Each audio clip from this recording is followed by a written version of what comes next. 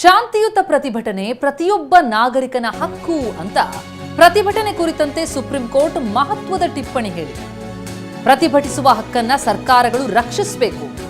ಪ್ರತಿಭಟನೆ ಅಂತಂದ್ರೆ ಲಾಠಿ ಚಾರ್ಜ್ ಮಾಡೋದಲ್ಲ, ಪ್ರತಿಭಟನೆ ಅಂದ್ರೆ ಹಿಂಸಾಚಾರ ಮಾಡೋದು ಅಲ್ಲ, ಅದಕ್ಕೆ ಏಕರೂಪದ ಗೈಡ್ಲೈನ್ಸ್ ಮಾಡಬೇಕಾಗಿದೆ ಅಂತ ಸಿಜೆಐ ಸೂರ್ಯಕಾಂತ್ ನೇತೃತ್ವದ ಪೀಠ ಅಭಿಪ್ರಾಯ ವ್ಯಕ್ತಪಡಿಸಿದೆ.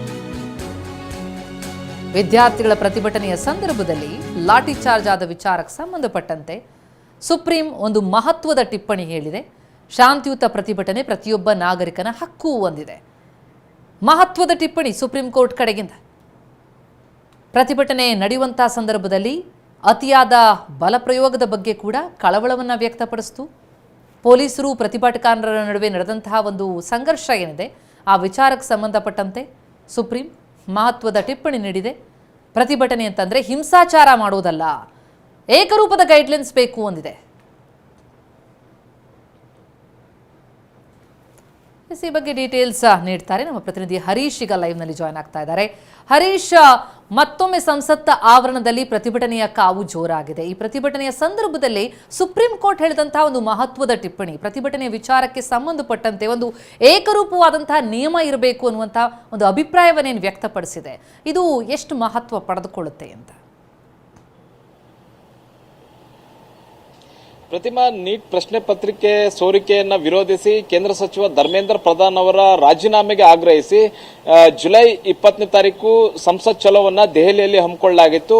ಈ ಸಂದರ್ಭದಲ್ಲಿ ಸಾಕಷ್ಟು ವಿದ್ಯಾರ್ಥಿಗಳು ದೆಹಲಿಯಲ್ಲಿ ನೆರೆದಿದ್ರು, ಸರ್ಕಾರದ ವಿರುದ್ಧ ಘೋಷಣೆಗಳನ್ನ ಕೂಗ್ತಾ ಇದ್ರು. ಇಂತಹ ಸಂದರ್ಭದಲ್ಲಿ ಪೊಲೀಸರು ಹಾಗೂ ವಿದ್ಯಾರ್ಥಿಗಳ ನಡುವೆ ಸಂಘರ್ಷ ಆಗಿತ್ತು. ಸಾಕಷ್ಟು ವಿದ್ಯಾರ್ಥಿಗಳ ಮೇಲೆ ದಾಳಿ ಆಗಿತ್ತು, ಹಾಗೆ ಪೊಲೀಸರ ಮೇಲೂ ಕೂಡ ದಾಳಿ ಆಗಿತ್ತು. ಈ ವಿದ್ಯಾರ್ಥಿಗಳ ಮೇಲೆ ಆಗಿದ್ದಂತಹ ದಾಳಿಯನ್ನೇನಿದೆ, ಪೊಲೀಸರು ದಾಳಿ ಮಾಡಿದ್ರು. ಈ ಒಂದು ದಾಳಿಯ ಬಗ್ಗೆ ಸುಪ್ರೀಂ ಕೋರ್ಟ್ ಸೂಕ್ತ ರೀತಿಯಲ್ಲಿ ತನಿಖೆ ಮಾಡಬೇಕು ಅನ್ನುವಂಥ ನಿರ್ದೇಶನವನ್ನು ಕೇಂದ್ರ ಸರ್ಕಾರಕ್ಕೆ ಕೊಡಬೇಕು ಅನ್ನುವಂಥ ಕಾರಣಕ್ಕೋಸ್ಕರ ಸುಪ್ರೀಂ ಕೋರ್ಟ್ ನಲ್ಲಿ ಕೆಲವು ಅರ್ಜಿಗಳು ಸಲ್ಲಿಕೆ ಆಗಿದ್ದು, ಅರ್ಜಿಗಳ ವಿಚಾರಣೆ ಮಾಡಿದಂತಹ ಇವತ್ತು ಸಿಜೆಐ ನೇತೃತ್ವದ ತ್ರಿಸದಸ್ಯ ಪೀಠ ಮಹತ್ವದ ಅಭಿಪ್ರಾಯಗಳನ್ನು ಹೊರಹಾಕಿರುವಂತಹದ್ದು. ಪ್ರತಿಭಟನೆ ಮಾಡುವಂತಹದ್ದು ಪ್ರಜಾಪ್ರಭುತ್ವ ವ್ಯವಸ್ಥೆಯಲ್ಲಿ ಪ್ರತಿಯೊಬ್ಬ ನಾಗರಿಕನ ಹಕ್ಕು. ಮತ್ತೆ ಪ್ರತಿಭಟನೆಯನ್ನ ಮಾಡ್ತೀವಿ ಅಂತ ದಾಂಧಲೆಯನ್ನು ಕೂಡ ಮಾಡಂಗಿಲ್ಲ, ಗಲಭೆಯನ್ನು ಕೂಡ ಮಾಡಂಗಿಲ್ಲ. ಮತ್ತೆ ಪ್ರತಿಭಟನಾ ನಿರತರನ್ನ ಅವರು ವಿರೋಧಿಗಳು ಅನ್ನುವಂತಹ ನಿಟ್ಟಿನಲ್ಲೂ ಕೂಡ ಅವ್ರನ್ನ ಪರಿಗಣಿಸೋಗಿಲ್ಲ. ಮತ್ತೆ ಅವರ ಮೇಲೆ ದಾಳಿಯನ್ನು ಕೂಡ ಹೇಗ್ ಬೇಕೋ ಹಾಗೆ ದಾಳಿಯನ್ನು ಕೂಡ ಮಾಡೋಗಿಲ್ಲ ಪೊಲೀಸರು ಅನ್ನುವಂತ ನಿಟ್ಟಿನಲ್ಲಿ ಸುಪ್ರೀಂ ಕೋರ್ಟ್ ಮಹತ್ವದ ಅಭಿಪ್ರಾಯವನ್ನು ವ್ಯಕ್ತಪಡಿಸಿರುವಂತಹದ್ದು. ಅಂದ್ರೆ ವಿದ್ಯಾರ್ಥಿಗಳಾಗಿರ್ಬೋದು, ನಾಗರಿಕರಾಗಿರ್ಬೋದು, ಪ್ರತಿಭಟನೆಯನ್ನ ಮಾಡ್ತಾರೆ ಅಂತ ಅಂದ್ರೆ ಅವರ ಮೇಲೆ ಲಾಠಿ ಚಾರ್ಜ್ ಮಾಡೋದಾಗ್ಲಿ, ಟಿಯರ್ ಗ್ಯಾಸ್ ಪ್ರಯೋಗ ಮಾಡೋದಾಗ್ಲಿ ಈ ತರದನ್ನ ಮಾಡಬಾರದು ಅನ್ನುವಂಥದ್ದನ್ನು ಕೂಡ ಸುಪ್ರೀಂ ಕೋರ್ಟ್ ಹೇಳಿದೆ. ಹೀಗಾಗಿ ಇಡೀ ದೇಶಾದ್ಯಂತ ಪ್ರತಿಭಟನೆ ನಡೆಸೋದಕ್ಕೂ ಮತ್ತೆ ಪ್ರತಿಭಟನೆಯನ್ನ ಮಾಡ್ತಾ ಇರೋರನ್ನ ತಡೆಯೋದಕ್ಕೂ ಒಂದು ಮಾರ್ಗಸೂಚಿ ಅಗತ್ಯ ಇದೆ ಅನ್ನುವಂಥದ್ದನ್ನ ಸುಪ್ರೀಂ ಕೋರ್ಟ್ ಈಗ ಅಭಿಪ್ರಾಯವನ್ನ ವ್ಯಕ್ತಪಡಿಸಿದೆ. ಅಂದ್ರೆ ಎಲ್ಲೋ ಪ್ರತಿಭಟನೆ ಮಾಡುವಂತಹದ್ದು, ಪ್ರತಿಭಟನೆ ಮಾಡ್ತಾರೆ ಅಂದ ತಕ್ಷಣನೇ ಪೊಲೀಸರು ಪ್ರತಿಭಟನಾಕಾರರ ಮೇಲೆ ಬಲ ಪ್ರಯೋಗ ಮಾಡುವಂತಹದ್ದು, ಪೊಲೀಸರು ಬಲ ಪ್ರಯೋಗ ಮಾಡ್ತಾರೆ ಅಂತ ಪ್ರತಿಭಟನಾಕಾರರು ಪೊಲೀಸರ ಮೇಲೆ ದಾಳಿಯನ್ನ ಮಾಡುವಂತಹದ್ದು, ಇವೆರಡೂ ಕೂಡ ತಪ್ಪು ಅನ್ನುವಂತಹದನ್ನ ಈಗ ಸುಪ್ರೀಂ ಕೋರ್ಟ್ ಹೇಳಿರುವಂತಹದ್ದು. ಹೀಗಾಗಿ ಇಡೀ ದೇಶಾದ್ಯಂತ ಒಂದು ಮಾರ್ಗಸೂಚಿ ಬೇಕಾಗುತ್ತೆ, ಪ್ರೋಟೋಕಾಲ್ ಬೇಕಾಗುತ್ತೆ. ಹೇಗೆ ಪ್ರತಿಭಟನೆಯನ್ನ ಮಾಡಬೇಕು, ಪ್ರತಿಭಟನೆಯನ್ನ ಮಾಡಬೇಡಿ ಅಂತ ಹೇಳಲಿಕ್ಕೆ ಸಾಧ್ಯ ಇಲ್ಲ. ಪ್ರತಿಭಟನೆಯನ್ನು ಮಾಡಬೇಕು, ಮತ್ತೆ ಪ್ರತಿಭಟನಾಕಾರರ ಗಲಭೆಯನ್ನ ಸೃಷ್ಟಿ ಮಾಡಿದಂತ ಸಂದರ್ಭದಲ್ಲಿ ಅದನ್ನು ಹತ್ತಿಕ್ಕುವ ಕೆಲಸ ಕೂಡ ಪೊಲೀಸರದಾಗಿರುತ್ತೆ. ಎರಡಕ್ಕೂ ಒಂದು ಮಾರ್ಗಸೂಚಿಯ ಅಗತ್ಯ ಇದೆ.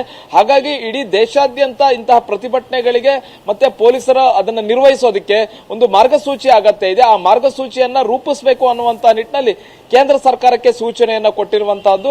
ಮತ್ತೆ ಈ ಎಲ್ಲಾ ಅರ್ಜಿಗಳನ್ನ ಒಟ್ಟು ಮಾಡಿ ನಾಳೆಗೆ ವಿಚಾರಣೆ ಮಾಡ್ತೀವಿ ಅನ್ನುವಂಥದ್ದು ಹೇಳ್ತಾ ಇದೆ. ನಾಳೆಗೆ ಯಾವ ಅರ್ಜಿ ವಿಚಾರಣೆಗಳಾಗುತ್ತೆ ಅಂತಂದ್ರೆ ದೆಹಲಿಯಲ್ಲಿ, ಪ್ರಮುಖವಾಗಿ ದೆಹಲಿಯಲ್ಲಿ ವಿದ್ಯಾರ್ಥಿಗಳ ಮೇಲೆ ಏನು ದಾಳಿ ಆಯ್ತು, ಇದರಲ್ಲಿ ನಿಜಕ್ಕೂ ಪೊಲೀಸರು ತಪ್ಪಿದೆಯಾ ಇಲ್ವಾ, ಮತ್ತೆ ಇದನ್ನ ಯಾರು ತನಿಖೆ ಮಾಡಬೇಕು. ಒಂದ್ ವೇಳೆ ಪೊಲೀಸರು ದಾಳಿಯನ್ನ ಮಾಡಿದ್ದಾರೆ ಅಂತಂದ್ರೆ, ಅರೆಸೈನಿಕ ಪಡೆಗಳು ದಾಳಿಯನ್ನ ಮಾಡಿದವೆ ವಿದ್ಯಾರ್ಥಿಗಳ ಮೇಲೆ ಅಂತಂದ್ರೆ, ಈ ಒಂದು ತನಿಖೆಯನ್ನ ಯಾರು ಮಾಡಬೇಕು, ದಾಳಿ ಮಾಡಿದ್ದಾರೋ ಇಲ್ವಾ ಅನ್ನುವಂಥದ್ದನ್ನ ಗೊತ್ತುಪಡಿಸಲಿಕ್ಕೆ ಮುಂದಿನ ತನಿಖೆ ಹೇಗಾಗಬೇಕು ಅನ್ನುವಂಥದ್ರ ಬಗ್ಗೆ ಸುಪ್ರೀಂ ಕೋರ್ಟ್ ಒಂದಷ್ಟು ಸೂಚನೆಗಳನ್ನ, ನಿರ್ದೇಶನಗಳನ್ನ ನಾಳೆ ಕೊಡುವಂತಹ ಸಾಧ್ಯತೆ ಇದೆ. ಪ್ರತಿಮಾ, ಥ್ಯಾಂಕ್ ಯು ಹರೀಶ್.